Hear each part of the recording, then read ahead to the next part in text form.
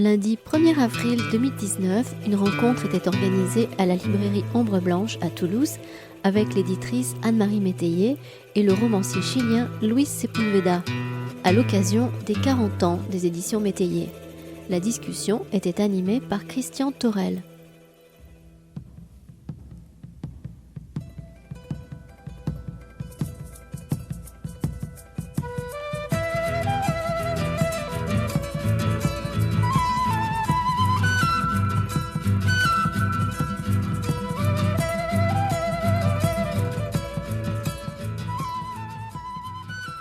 Merci beaucoup d'être si nombreux. Je crois, Anne-Marie, qu'une présence aussi importante, c'était encore un de tes auteurs, déjà un de tes auteurs, c'était Leonardo Padura, quand tu es venu pour le Marathon des mots avec lui il y a 3 ans.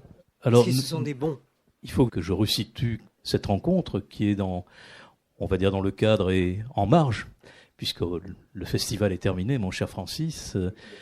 Voilà, depuis hier soir, donc c'est dans le cadre de Ciné Latino que tu as, Francis, imaginé cette série de rencontres avec Luis Sepúlveda et Anne-Marie Métayer. Peut-être tu peux dire un mot de cette édition qui a eu, je crois, beaucoup de succès. Oui, l'édition a eu beaucoup de succès, et Luis Sepúlveda et Anne-Marie Métayer ont eu aussi beaucoup de succès, puisque la prochaine fois on changera de taille des salles, hein, parce que hier c'était plein, 50 personnes sont restées dehors, donc au prochain voyage, hein, Luis est déjà venu 2 ou 3 fois au prochain voyage, on prendra le stade. Hein. C'est pas de très bons souvenirs, les stades, hein, tu m'excuseras. Voilà. C'est pour ça que je le disais, c'est voilà. Parce que... On prendra plutôt un théâtre, on ne sait jamais. Voilà, un théâtre. Merci à tous les spectateurs. Donc, les rencontres 31e Ciné Latino sont terminées hier soir. Beaucoup de succès, beaucoup de bons films. Quelques-uns vont revenir.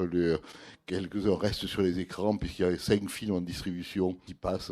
Et bien sûr, on continuera, Christian, à collaborer ensemble avec Ombre Blanche pour faire... que pendant Ciné Latino, il y ait aussi des rencontres littéraires. Merci Christian, à toi la parole. Puisque tu parles de films distribués, je vais juste dire que tout de même, continuons de voir des films au cinéma et de moins en moins sur les écrans. Donc le cinéma oui, Netflix non. De la même façon, et tu le sais, Anne-Marie, il y a cette tribune que j'ai publiée destinée à ton grand patron, Vincent Montagne, qui est aussi président du syndicat. Moi. Ah bah si, il est tout de même propriétaire du Seuil, donc. Oui, mais ça... Je sais que tu es indépendante, mais bon. Moi, je maintiens mon indépendance grâce à mon mauvais caractère. Voilà, et ça, c'était bien. encore autre chose. On aimerait que ce mauvais caractère, tu vois, on le voit un peu aussi chez certains de tes confrères éditeurs. On aimerait les trouver là où on les attend. Et en l'occurrence, là, il s'agissait d'une lettre sur la présence d'Amazon au Salon du Livre. Voilà, chacun, mon cher Francis, ses problèmes. Mais enfin, grosso modo, ils sont tous les mêmes. Ils viennent encore des États-Unis, mais nous en parlerons au cours de la conversation, sûrement. Nous fêtons collectivement, et avec cette belle vitrine qui t'est consacrée, les 40 ans de cette maison avec laquelle tu nous honores de toutes tes trouvailles littéraire, Anne-Marie, donc je vais peut-être commencer par dire quelques mots de ces 40 ans. Parce que finalement, en 1979, donc il y a 40 ans précisément, l'édition ressemble plus à celle de l'après-guerre qu'à celle de l'après-libéralisme, hein, voilà, pour faire référence justement à ce que je te disais tout à l'heure, de la propriété des maisons. L'édition, elle est certes, on pourrait la trouver un peu molle, mais elle est très vivante.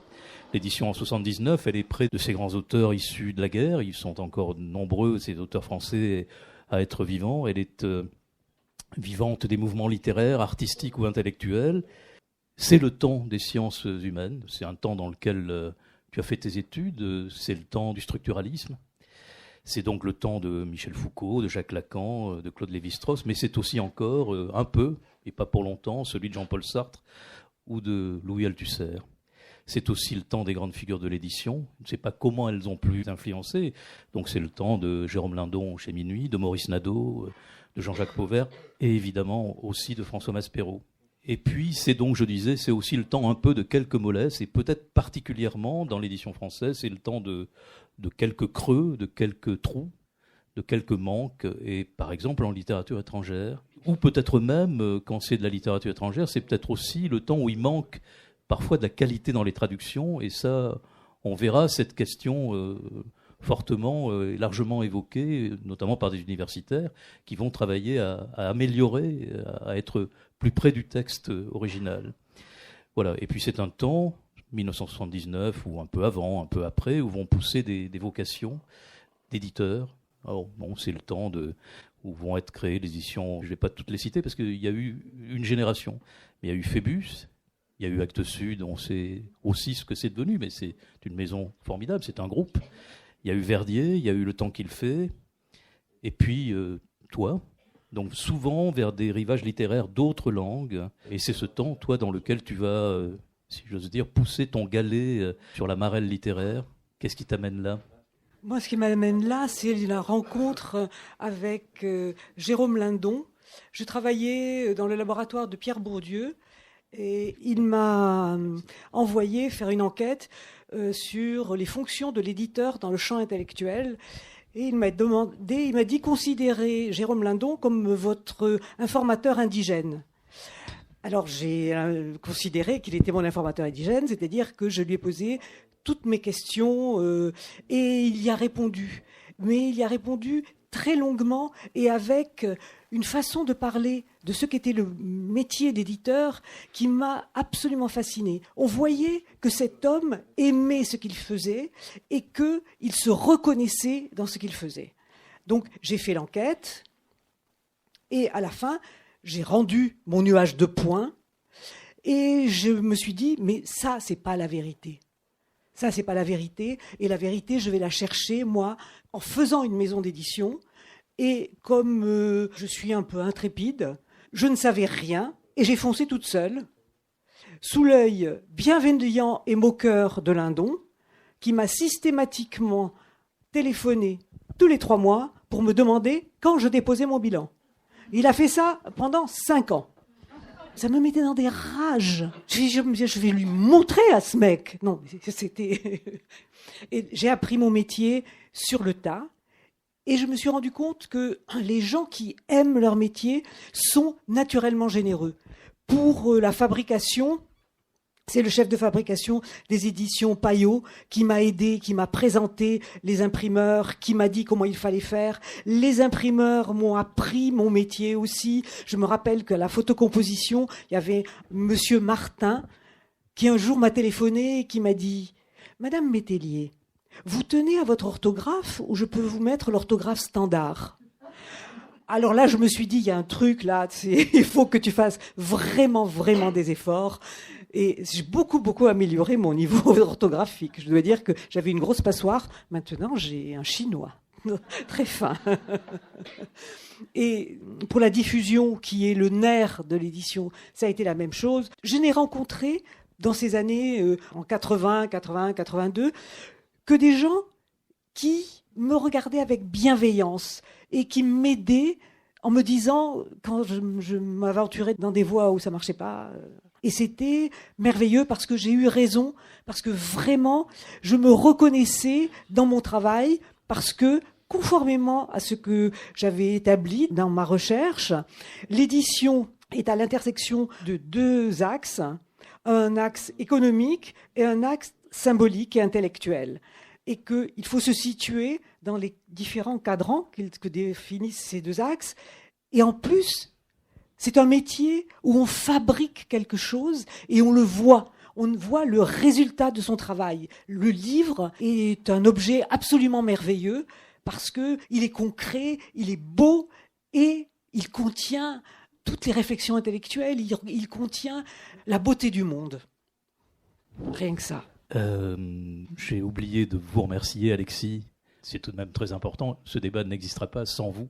Donc, Alexis qui fait le lien entre Luis Sepúlveda et la langue française en espagnol. Merci pour ce travail que vous ferez tout au long de cet entretien. La colère, l'expression, déjà ce que tu viens de raconter, ça m'amène aussi à dire que finalement, tu es une des toutes premières femmes éditeurs. Voilà. Alors depuis, c'est un métier qui s'est largement féminisé. Dans les petites maisons, et dans les grandes. dans les grandes, oui. Mais tu es la première. Alors il fallait être une femme en colère peut-être pour... Non, je me suis pas posé, non, mais parce que moi j'avais longuement milité dans les groupes féministes au cours des années 70. J'étais arrivée à un compromis où je me sentais bien, c'est-à-dire que je m'en foutais de mon sexe. Je faisais ce que je voulais et point final.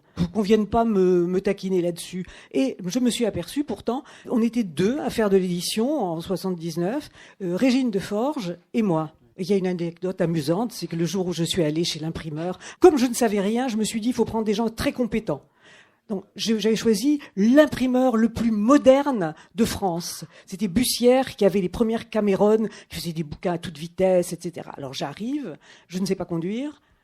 Mon mari me conduit jusque-là. On arrive dans la cour de l'impression. Le vieux monsieur Bussière, qui allait sur ses 90 ans, vient recevoir le nouveau client et il s'adresse normalement à mon mari, qui dit « Mais non, moi je suis le chauffeur ».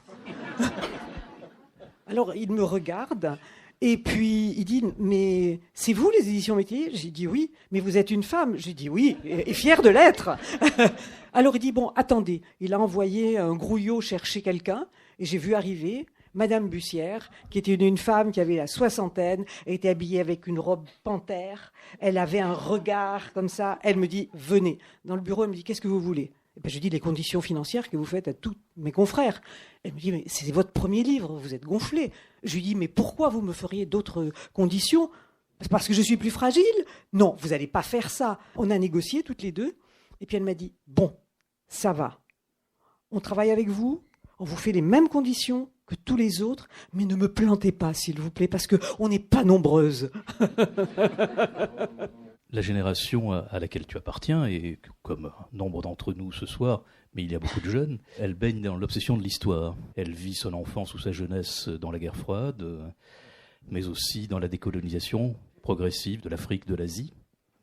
La politisation se fait par la guerre d'Algérie, puis par le Vietnam, mais aussi elle se fait par l'espoir du socialisme. Et puis il y a l'Espagne et le franquisme, il y a la Grèce et le Portugal et les dictatures, encore en Europe.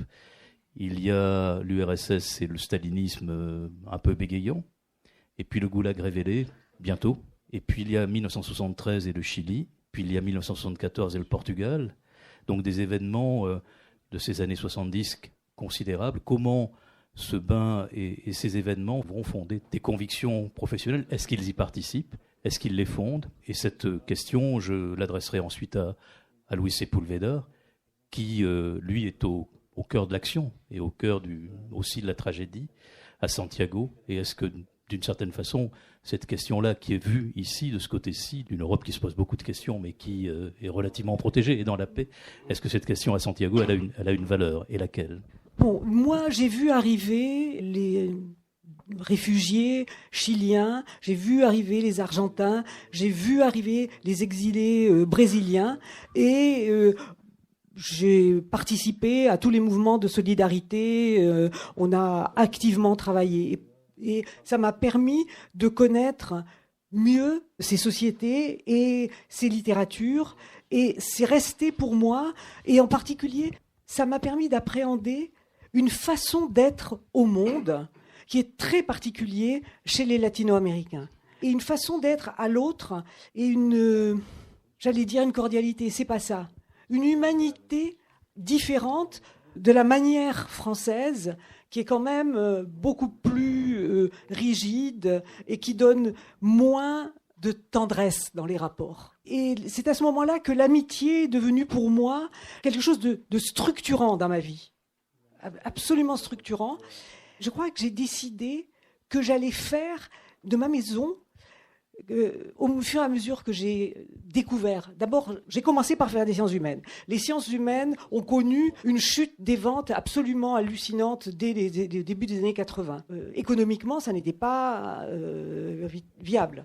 Donc je me suis orientée vers des textes du domaine public au Brésil, parce que le Brésil était très important pour moi, et donc j'ai publié Machado de Assis, ce qui m'a permis de faire mes gammes comme éditeur. J'ai appris à fabriquer un livre. Et puis, en 84, sont arrivés des auteurs qui parlaient de la décolonisation. Je suis pied noir. J'aurais aimé entendre parler de la décolonisation de l'Algérie comme les Portugais de ces années-là ont parlé de la décolonisation de l'Afrique lusophone. J'ai publié Lobo Antunes, Lydia Georges et Saramago. Et ça a été extrêmement important pour moi. C'était un moment particulier de la littérature du Portugal. Ils parlaient autrement, ils employaient d'autres façons de raconter que leurs prédécesseurs. Je connaissais bien les littératures portugaises pour avoir été lectrice chez Gallimard pendant 7 ou 8 ans, pendant que je faisais mes études. Et on entendait des bruits comme ça chez les intellectuels français, disant qu'il n'y avait plus de littérature latino-américaine. Et c'était une chose que je ne pouvais pas accepter. Et je faisais une analyse, parce que comme j'ai fait de la sociologie, j'ai fait des sciences politiques, on vous apprend à analyser. Donc je me suis dit, on va analyser cette situation. Et je me suis dit que tous ces jeunes gens qui, à travers l'Amérique latine, à 18 ans, 20 ans, voulaient être des poètes, qui étaient pris dans le chaos de ces dictatures, qui subissaient la torture, qui partaient en exil, qui se mariaient en exil, qui faisaient des enfants, qui devaient les élever, sur le coup de 40-45 ans, ils allaient pouvoir respirer et revenir à la littérature. Et que ce ne serait pas la même littérature que celle des grands du boom latino-américain. J'avais donc cette première analyse et une autre analyse qui était que le monde latino-américain, les mégalopoles latino-américaines s'étaient développées et que donc on allait avoir une littérature qui allait être très urbaine et qui passerait par le roman noir. Voilà, j'étais arrivée à ces conclusions le jour où, en 91, Regu de Mertine, une femme formidable, qui était une agente allemande qui avait vécu au Brésil, qui parlait espagnol, avec laquelle j'étais devenue très amie, m'a collé entre les doigts au moment où je quittais la foire de Francfort, un tout petit livre édité au Chili, avec un auteur absolument inconnu qui s'appelait Luis Sepúlveda. J'ai commencé à le lire à l'aéroport de Francfort, qui est pour moi le cauchemar absolu. Le cauchemar absolu. J'ai commencé à lire et j'ai failli louper mon avion parce que j'étais tellement dans cette histoire, tellement avec ce vieux qui lisait des romans d'amour, que je ne me suis pas rendu compte que le temps passait. Et donc, j'ai pris mon avion et j'allais à Bruxelles où il y avait des rencontres portugaises. Je devais rencontrer Lydia Georges. Et comme j'étais très fauchée. Donc je peux vous faire, si vous voulez, un guide de tous les hôtels pouilleux de toutes les villes d'Europe dans lesquelles je suis allée. Et en général, j'allais avec une grande ingénuité dans des endroits qui n'étaient absolument pas fréquentables. Louis m'a repêché dans un hôtel à Francfort une fois en me disant « Mais Anne-Marie, tu peux pas rester là, c'est un hôtel de passe !» Et là, j'avais gardé 10 pages du vieux qui lisait des romans d'amour pour, si c'était trop glauque, me consoler un peu. Et le lendemain, j'ai fait une offre et l'aventure a commencé avec la rencontre avec Louis. J'ai choisi un traducteur qui serait connu pour présenter cet inconnu, et c'est François Maspero. Et puis, ensuite, si vous voulez que je vous raconte l'aventure, je ferai tout à l'heure. Tengo un problema porque para hablar de mi relación escritor-editor con Anne-Marie Métayer, me cuesta mucho ser discreto. J'ai un problème car pour parler de ma relation d'éditeur-écrivain avec Anne-Marie Métayer, ça va être très dur d'être discret. O sea, recuerdo, por ejemplo, la gran alegría que sentí cuando mi agente, Regu de Mertine, me dijo: hay una señora editora francesa que quiere publicar tu novela. Je me souviens de l'immense bonheur quand mon agente allemande m'avait dit « Ah oui, il y a une éditrice française qui veut te publier ». Mais moi, je n'y croyais pas du tout. Je me suis dit « Bon, ça, c'est des offres qu'on te fait comme ça, mais bon, allez, on va y aller ». Yo, aunque es verdad que he tenido una vida bastante movida, bastante accidentada, sin embargo, siempre me he tomado la vida con una cierta calma, porque soy un hombre del sur. C'est vrai que ma vie a été très accidentée, avec beaucoup d'aventures. Et là, je me suis dit, bon, je vais prendre les choses avec tranquillité. C'est vrai que je suis un homme du Sud, j'ai affronté les choses avec calme, et en plus, je n'avais écrit de toute façon que 3 livres, 3 recueils de nouvelles. Et donc voilà, je me suis dit, on va essayer. Pero las cosas con esa editora francesa empezaron a tomar un cariz de realidad Mais là, je devais vraiment me raccrocher d'une certaine façon à la réalité. Alors j'ai commencé à avoir des nuits d'insomnie en pensant, mais comment elle est cette éditrice, à quoi elle ressemble? Y seguramente influenciado por las 50 novelas de Georges Simenon que había leído, empecé a hacerme una imagen de esa editora francesa como una señora cercana a los 90 años, con una cabellera color violeta, unos lentes así como de culo de botella,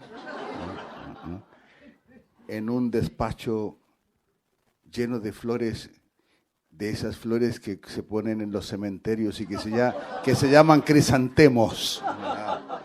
Je ne vais pas arriver à faire la même belle description, mais comme j'avais lu énormément de romans de Georges Simenon, je me suis mis à imaginer cette éditrice comme une femme déjà très âgée, plus de 90 ans, avec les cheveux teints en violet et aussi avec des lunettes en cul de bouteille, ça se dit, oui aussi, et avec aussi des fleurs, une couronne de fleurs.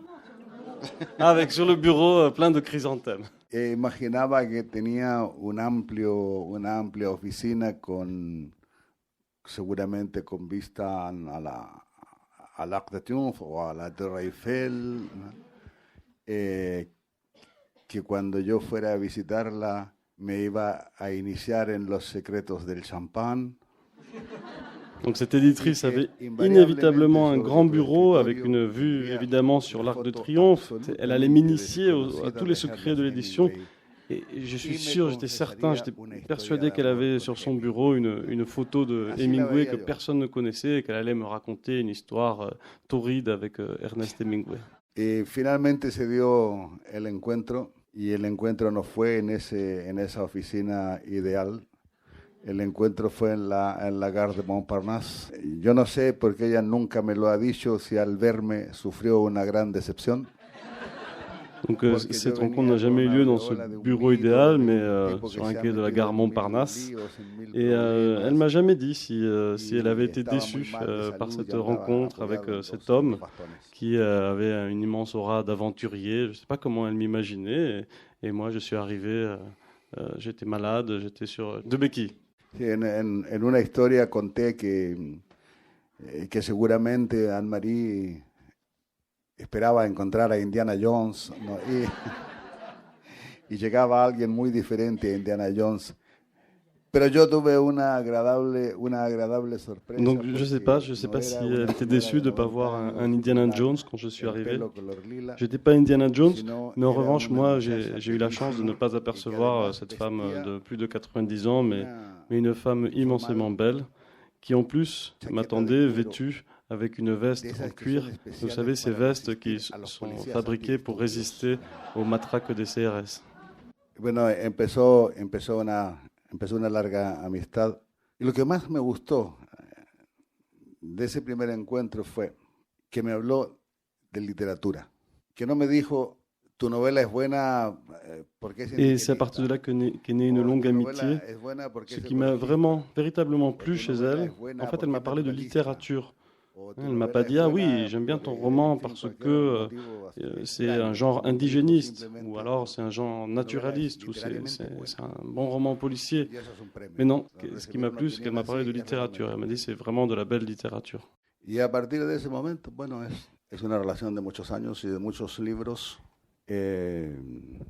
Para un escritor es extraordinariamente agradable sentir que sus libros son bien tratados, ¿no? Son cuidados, son mimados. Y la verdad es que cuando estoy en foros internacionales o en ferias del libro de países muy lejanos. Donc c'est une relation qui dure depuis très longtemps maintenant. Et c'est vraiment très agréable pour un écrivain d'avoir une éditrice qui est véritablement au petit soin avec mes livres. Et d'ailleurs, quand je vais dans des foires internationales, dans des pays très lointains, je ressens une fierté particulière d'affirmer que je suis aux éditions Métayer parce que ça fonctionne comme un AOC, quoi, une dénomination d'origine contrôlée. Y ha sido una relación naturalmente muy vital y sinceramente lo mejor que puede ocurrirle a un escritor es encontrar una editora de la calidad profesional y humana de Anne-Marie Métayer porque es muy grato, es muy bonito. Alors je suis vraiment très heureux d'appartenir donc à l'équipe Métayer. C'est vraiment très agréable et en plus cette relation est fondée sur une amitié réciproque, donc c'est à la fois professionnel et humain. Il y a vraiment une complicité particulière et d'ailleurs je la remercie pour tous ces conseils très avisés, parce qu'il n'y a que les imbéciles qui n'accepteraient pas des conseils qui permettent la réussite des livres. Y no sé, para terminar esta parte, ¿cómo se mide, no, esa amistad entre una editora y un autor? Se mide, por ejemplo, en un día en que decidimos irnos juntos a la feria de Frankfurt desde París en auto. E íbamos tan entretenidos hablando de libros durante el viaje que terminamos en Estrasburgo sin darnos cuenta. Je ne suis pas un navigateur terrible. C'était moi qui avais la carte. Comment mesure-t-on donc cette amitié? Par exemple, un jour on est parti en automobile ensemble, on devait aller à Francfort et on est arrivé à Strasbourg parce qu'on parlait trop de littérature et qu'on était trop absorbés par notre conversation.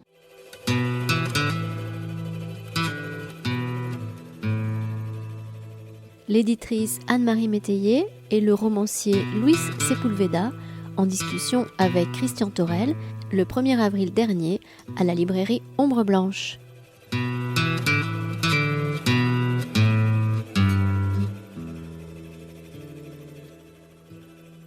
Je reviendrai vers vous, Louise, pour parler aussi de l'histoire, mais je vais juste refaire une incursion vers celle qui vous lie à Anne-Marie.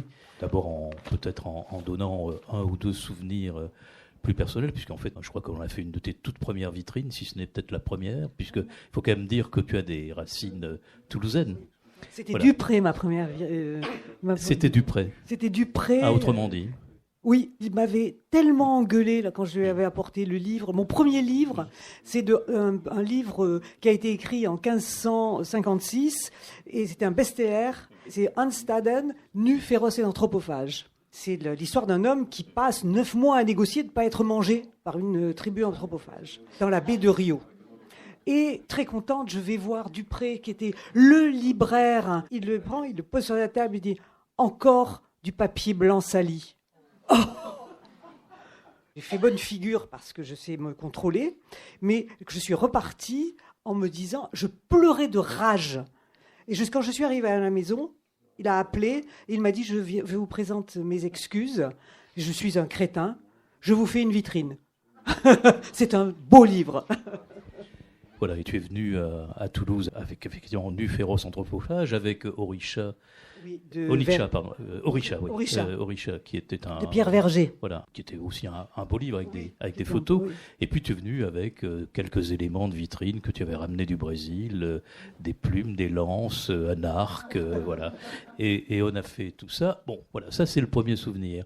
Un autre qui te lie à Luis Sepúlveda, c'est pour les 20 ans de la maison, où là tu n'as pas hésité à faire un voyage collectif en minibus avec 6 ou 7 de tes auteurs, dont Luis Sepúlveda, voilà, pour ces 20 ans, et vous avez fait un tour de France. Non, on a organisé pour les 20 ans 2 tours de France, le sud et le nord. C'est une idée de Louis, parce qu'il m'avait dit, moi je suis célèbre maintenant, donc il faut présenter ceux qui ne sont pas connus. Alors, on va partir tous ensemble, et je présenterai les inconnus. Et j'ai trouvé que c'était une idée géniale. Alors, on a parlé avec les libraires. Alors, on a fait Montpellier, Perpignan, Toulouse, Pau et Bordeaux. Et je les traduisais tous. J'étais beaucoup plus jeune à l'époque, j'avais 20 ans de moins, et une grande vitalité. Donc, on partait, je faisais des sandwichs à midi. Louis a refusé qu'on prenne un chauffeur. Il conduisait parce qu'il a toujours rêvé d'être camionneur. Et on arrivait à 4h30, on faisait une rencontre avec des lecteurs, les gens venaient voir Louis, on leur parlait de tous les autres, on riait beaucoup parce que c'était une brochette d'auteurs qui ont un humour ravageur. Je me souviens, c'était à Montpellier, de pleurer de rire et de ne pas pouvoir traduire. Et quand monsieur se lève dans la salle et vient de m'aider à traduire parce que je ne pouvais pas, je pleurais tellement de rire que je ne pouvais pas traduire. Et ça a été très bien jusqu'au moment où j'ai eu à affronter une grève. Parce qu'ils m'ont dit, ils sont venus à la moitié du voyage, c'était après Pau, ils ont dit, écoute, le soir, on a fait notre boulot, on signe tout, on est impeccable, mais on nous amène dans des restaurants chics. Et nous, on voudrait manger de la viande, on voudrait manger des nourritures d'hommes. Alors, je téléphone à la prochaine étape et je dis à la responsable, je dis, vous me trouvez le bistrot avec les tables avec les nattes à petits carreaux et puis qui en est dans l'assiette. Hein, vraiment, forte de cette assurance, je reviens et j'annonce à mes grévistes que c'était réglé. Et ils me disent, pas du tout, parce que nous, on n'a plus de chemise propre.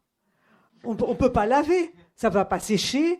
Tu nous fais mener une vie de saltimbanque comme ça. Donc, je suis partie, je suis allée aux Galeries Lafayette et je leur ai racheté la même chemise à tous. Le soir, on est arrivé à Bordeaux et ils portaient tous la même chemise, très chic, et ils se présentent. Nous sommes les Métellier Boys.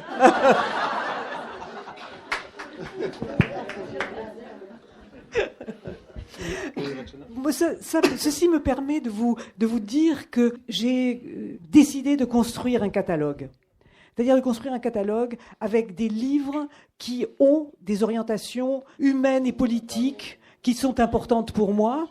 Et je crois que j'ai assez bien réussi parce que les auteurs de ces livres de différents pays s'entendent, je les présente les uns aux autres, on mange ensemble, on fait des fêtes comme ça, on est ensemble, et ce sont des gens généreux qui m'informent sur les livres de jeunes auteurs qu'ils lisent. Donc je crois avoir construit quelque chose d'assez cohérent. Les gens me disent, mais même si on ne voit pas la couverture, on sait que ce sont des livres Métellier. Et ça, pour moi, ça me montre que j'ai été cohérente avec fondamentalement ce que je pense, que les auteurs pensent, puisqu'ils se reconnaissent entre eux, c'est donc que nous construisions quelque chose ensemble. Bueno, hay que señalar que ese grupo de autores que viajábamos en ese minibús o camión, tardamos mucho tiempo en perdonarle lo de las camisas iguales.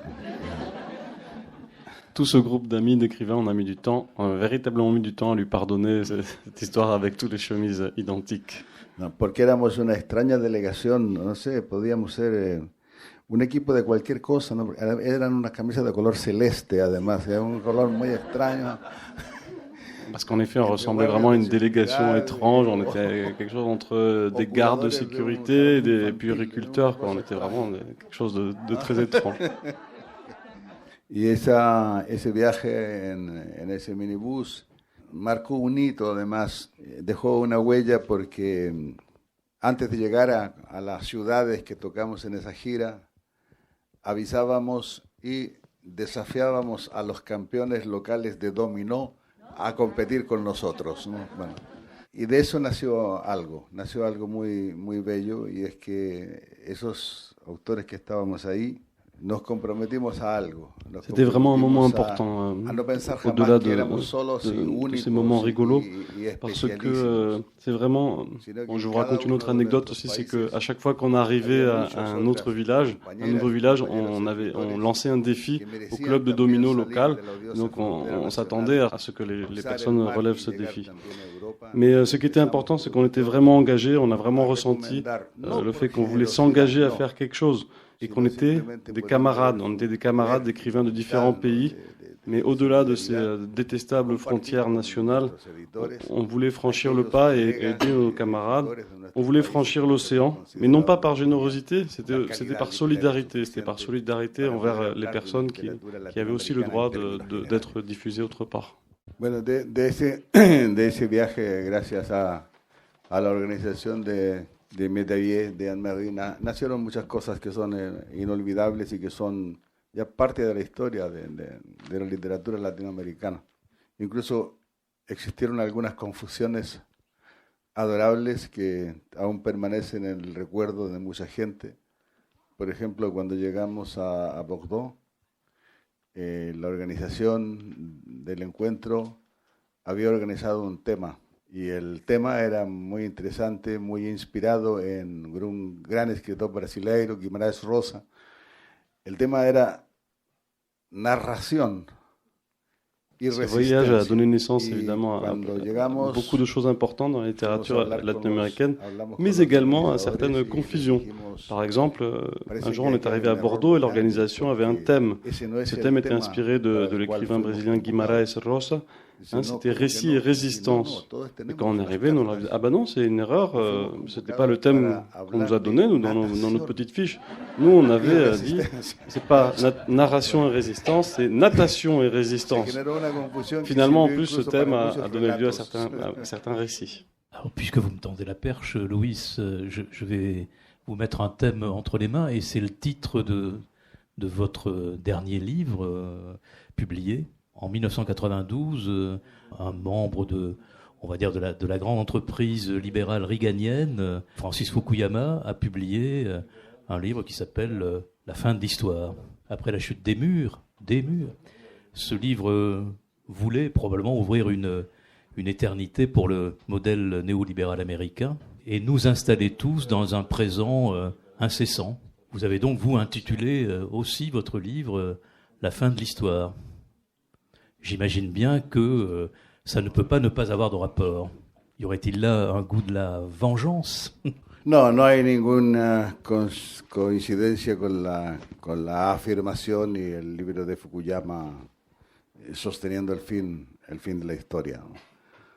Mi libro se titula así porque hay una galería de personajes que necesitan realmente terminar con una parte de su historia. Évidemment, ce n'est pas une coïncidence, même si dans le livre, il ne s'agit pas de ça, il s'agit d'une galerie de personnages qui ont envie de terminer certains problèmes de leur propre histoire, de donner une fin à certains thèmes de leur histoire personnelle. Il y a tout de même cette histoire du Chili et aussi cette histoire de la guerre froide dont je parlais tout à l'heure, histoire dans lesquelles baignent vos héros, qui, effectivement, on voudrait bien en finir, mais est-ce que vraiment elle ne nous colle pas tout le temps cette histoire-là? Sí, no, ciertamente. La historia es un paseo por el siglo XX. Está la Révolution russe, está la série de révolutions latino-américaines. Non, évidemment, il s'agit d'une promenade tout au long du XXe siècle. On parle des grandes révolutions, la révolution russe, les révolutions en Amérique latine, évidemment. Et on passe aux contre-révolutions, les dictatures notamment, mais également ce que j'appelle les post-dictatures.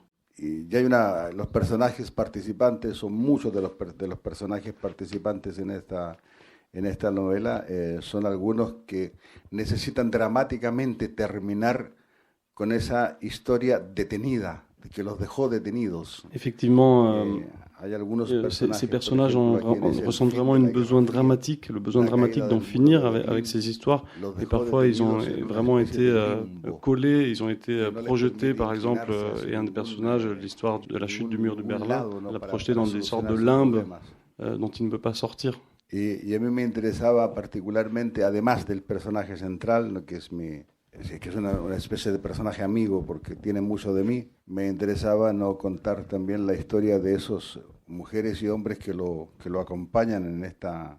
Évidemment, il y a un personnage ami, un personnage qui a beaucoup de moi-même, mais je voulais aussi parler des hommes et des femmes qui l'accompagnent, et notamment qui ont souffert des résidus de la guerre froide, et par exemple des amis qui étaient en train d'étudier, qui étaient en train de travailler en URSS, et qui du jour au lendemain se sont retrouvés sans rien, sans aucun endroit où ils pourraient retourner non plus, sans aucune cause. Una vez en un encuentro literario, en un salón del libro, que es el Salón del Libro de Torino, en Italia, tuve la ocasión de conocer a una persona muy especial. Era un ex cosmonauta soviético que cuando se decretó el fin de la Unión Soviética, él estaba arriba, dando vueltas a la Tierra. Y su país había desaparecido. No tenía dónde volver, ¿no? Y me contó que la información que recibían, que era muy poca, ¿no? Y de pronto esa información le dijo: ya no eres ciudadano de la Unión Soviética, ahora eres ciudadano Un jour, j'ai rencontré au Salon du Livre de Turin un personnage vraiment spécial. Il s'agissait d'un ex-astronaute de l'URSS, et quand le mur était tombé, quand l'URSS était tombé, lui, il se trouvait dans l'espace, et il s'est carrément retrouvé en train de graviter, comme ça, sans rien. Et en fait, il recevait des informations, et on lui a décrété « Tu n'es plus citoyen de l'URSS, et maintenant ton pays, c'est l'Azerbaïdjan. » Et là, il se disait « Mais j'ai pas de terre, j'ai pas de sol, là, où est-ce que je pourrais revenir ?» Il ressentait véritablement l'urgence de redescendre et de comprendre ce qui s'était passé.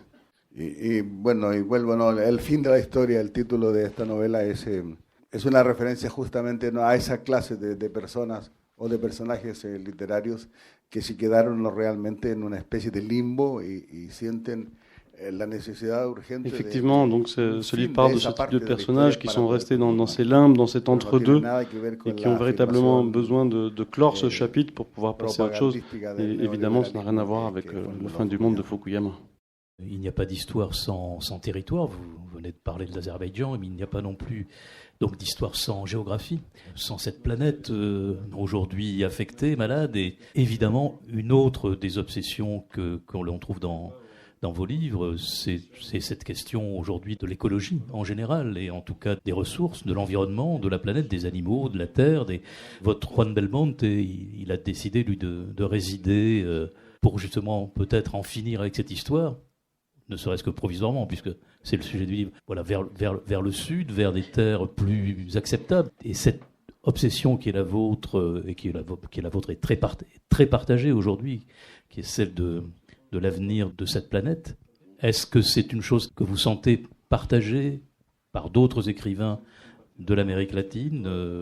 A ver, primero hay que explicar que le protagoniste du roman s'appelle Juan Belmonte, et il faut préciser tout de suite qu'il est né dans un roman antérieur qui s'appelait Nom de Torero. Y a veces en la literatura, no sé si a menudo, pero a veces parfois, il y a des coïncidences comme ça étranges, et la vie du protagoniste ressemble étrangement à celle de son auteur. La novela anterior, Nombre de Torero, la escribí en momentos de mi vida en que las cosas iban todas, pero absolutamente muy bien. Había publicado Le Vieux Glissade de Romain Desmond, Mundo del Fin del Mundo, Le Monde de Monde, y las cosas no podían ir mejor. Le livre précédent, Nom de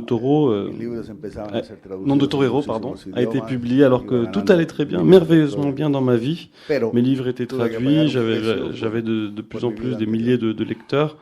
J'ai dû payer un prix pour ma vie antérieure. A veces las consecuencias de la cárcel se pagan muchos años después. No, y en mi caso era el bacilo de la tuberculosis.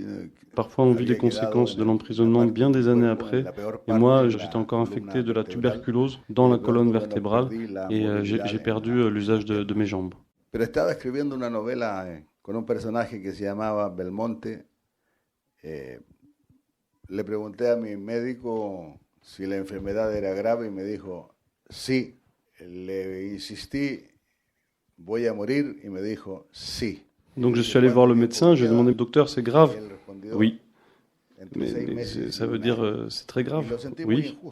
Et de combien de temps est-ce que je dispose? Entre 6 mois et 1 an. Et donc là, j'ai vraiment ressenti une injustice profonde, alors que j'étais en train de jouir de cette nouvelle reconnaissance. J'étais affecté de cette maladie. El personaje estaba a medio perfilar, necesitaba completar, necesitaba construirlo políticamente, sociológicamente, socialmente. Quería un personaje fuerte.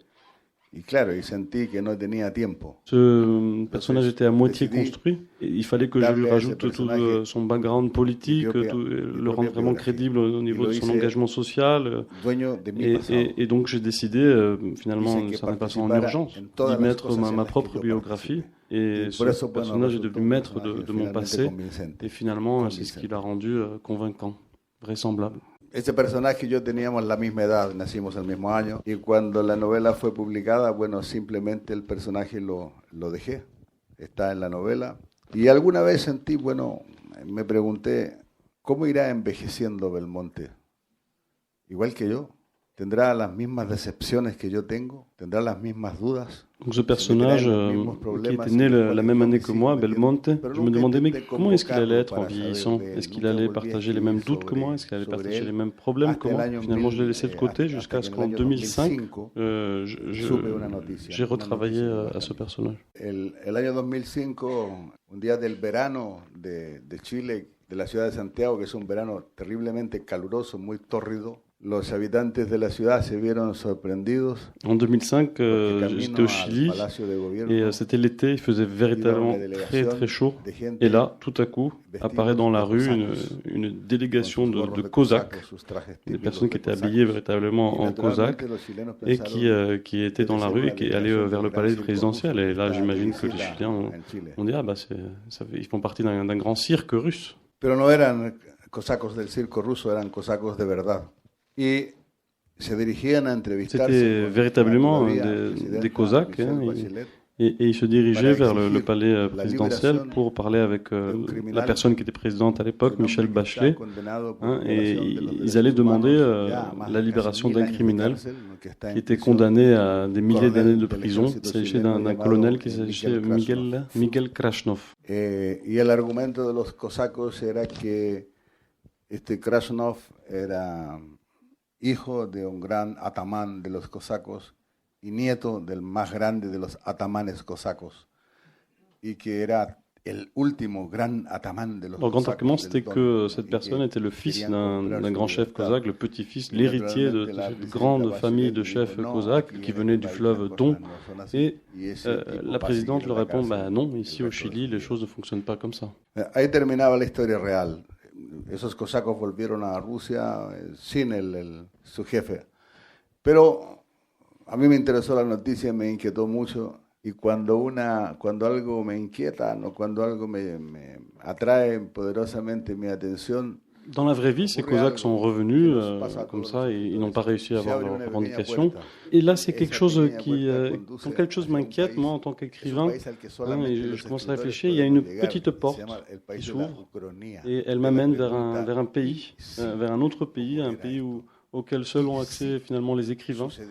Et il s'agit du pays de l'Uchronie, c'est-à-dire le pays du « et si les choses avaient été différentes ». Voilà.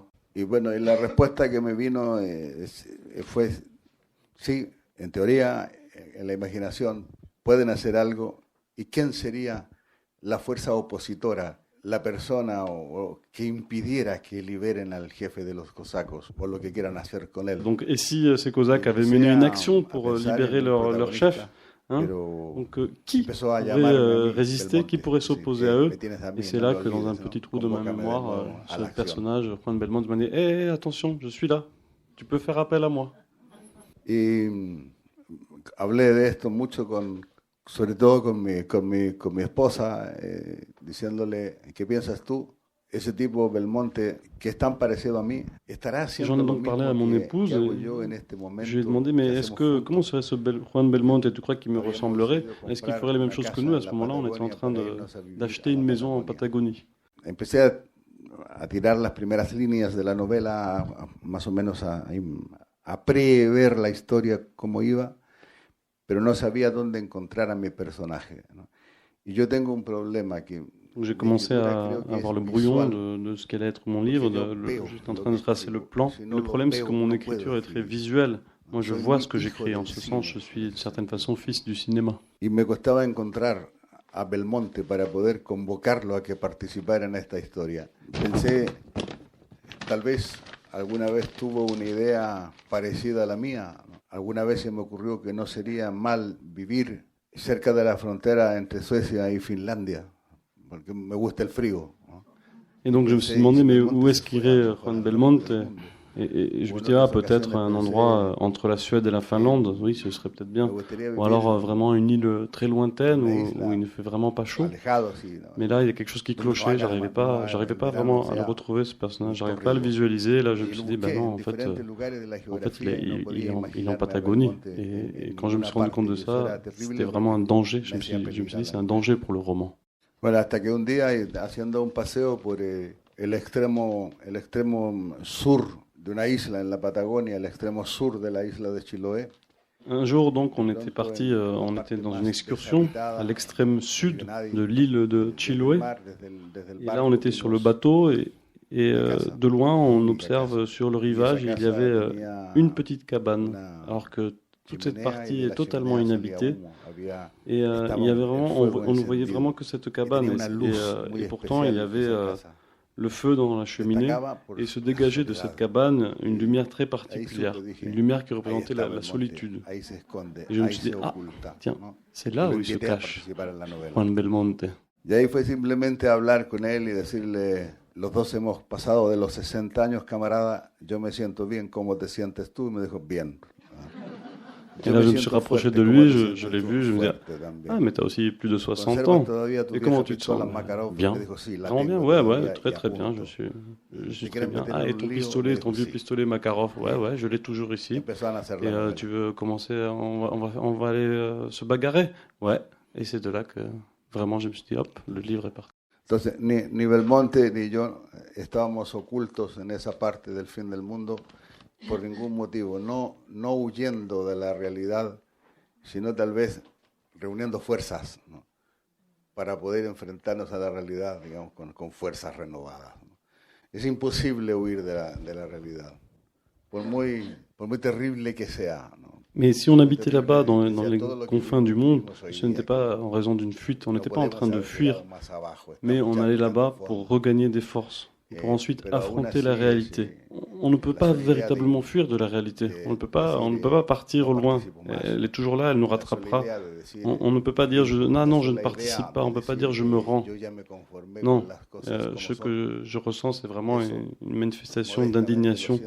Là, si on arrête de résister, de dire on ne va pas affronter la réalité, et on se rend, c'est vraiment un manque de respect pour la vie. C'est pour ça que je continuerai à résister.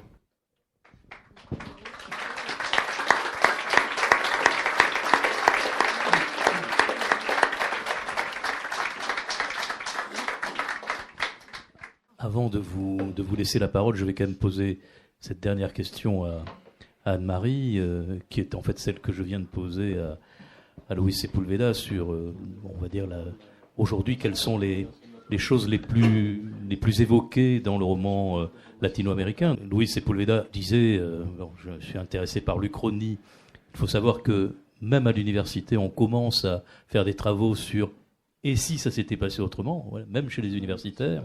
Et alors j'avais envie de dire, et si le réchauffement climatique s'arrêtait, et si Bolsonaro arrêtait de persécuter les Indiens, voilà. Mais donc tout ça, malheureusement, c'est aussi une réalité. Est-ce que toi, tu as le sentiment que ce sont des choses que l'histoire et aussi la question de l'environnement, la question écologique, sont des choses qui viennent nourrir le roman sud-américain, plus particulièrement, où finalement, ça ne nourrit pas plus le sud-américain que l'européen ou l'islandais, pardon, puisque tu es aussi...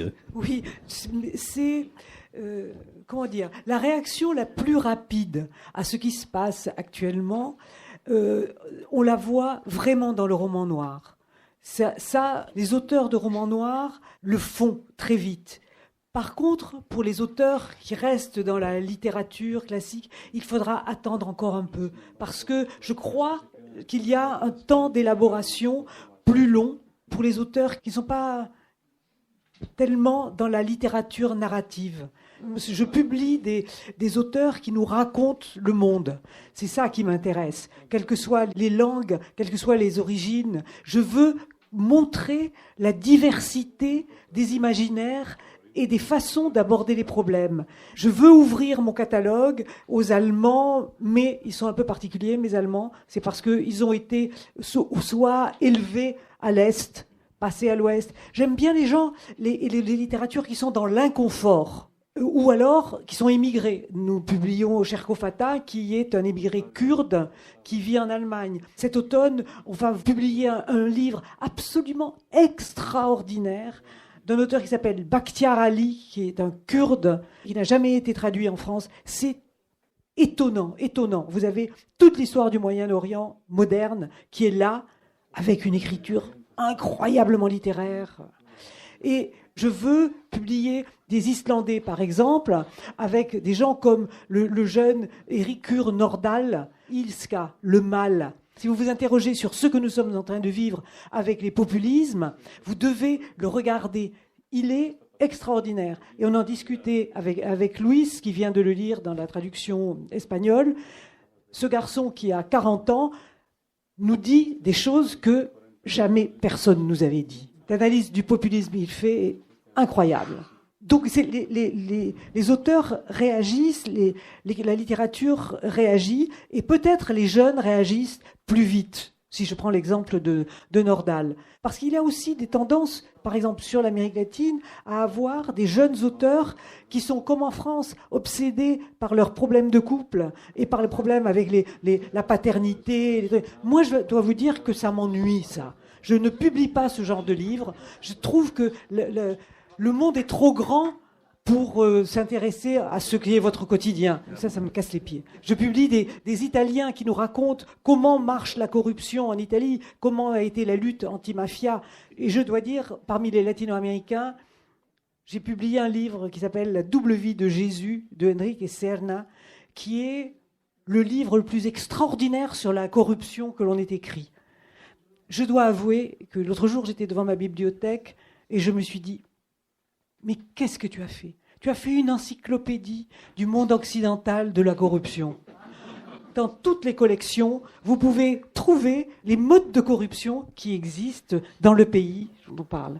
Je veux publier des livres qui nous donnent à lire le monde et surtout à le penser autrement que toutes les... Je publie des auteurs de tous les pays, sauf d'Amérique du Nord. Je ne peux pas, je suis une vieille militante anti-impérialiste.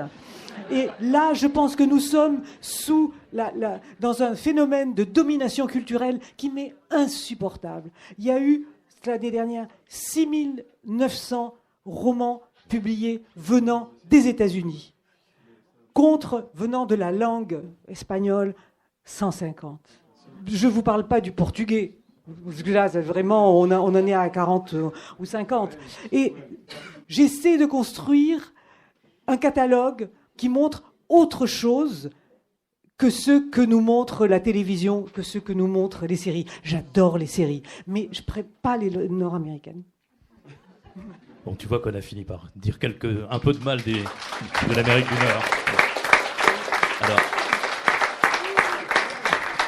On va faire circuler un micro. Je voudrais juste quand même préciser que effectivement, il y a dans ton catalogue, entre autres, il y a le Portugal avec Lydia George, il y a l'Italie avec Giancarlo de Cataldo, il y a l'Allemagne avec cet écrivain qui est un des plus grands écrivains au monde, qui est Christoph Hein.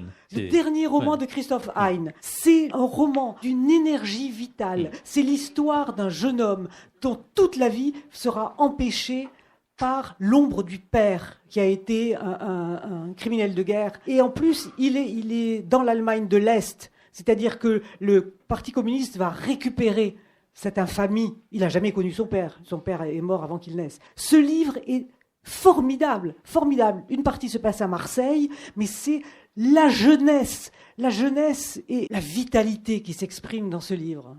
Christoph Hein est un très grand écrivain.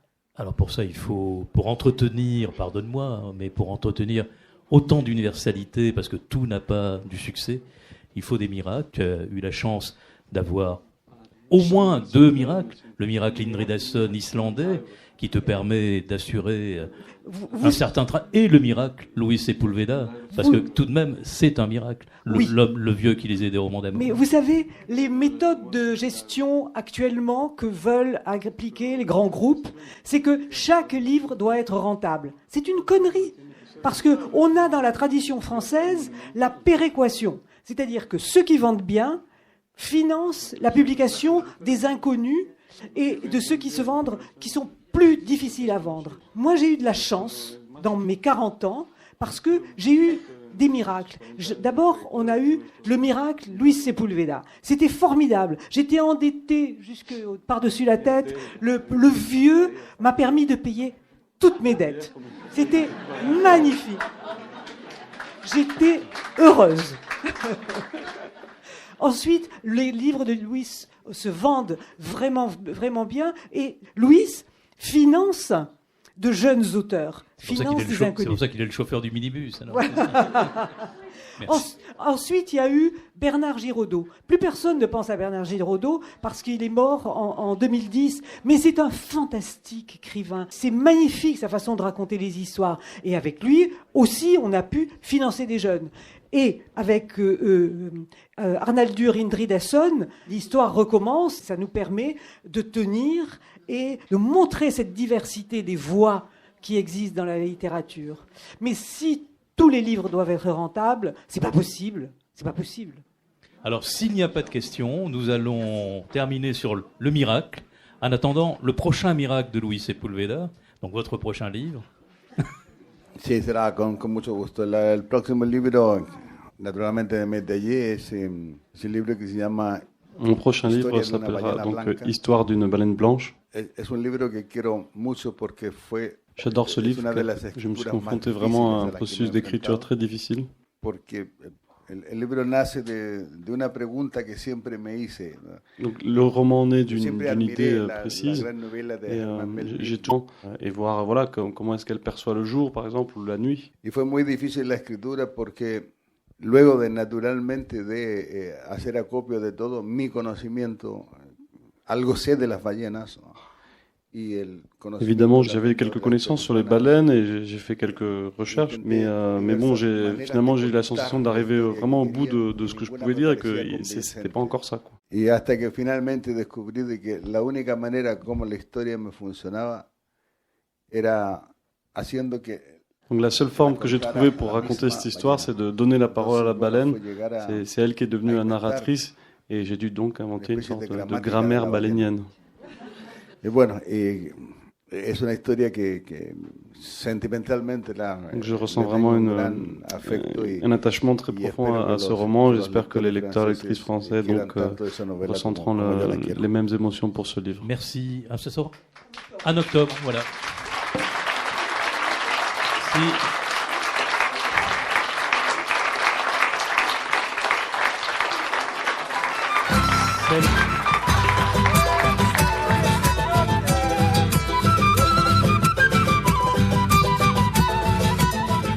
Vous venez d'écouter à l'instant une rencontre enregistrée lundi 1er avril 2019 à la librairie Ombre Blanche à Toulouse autour des 40 ans des éditions Métayer avec Anne-Marie Métayer et Luis Sepúlveda.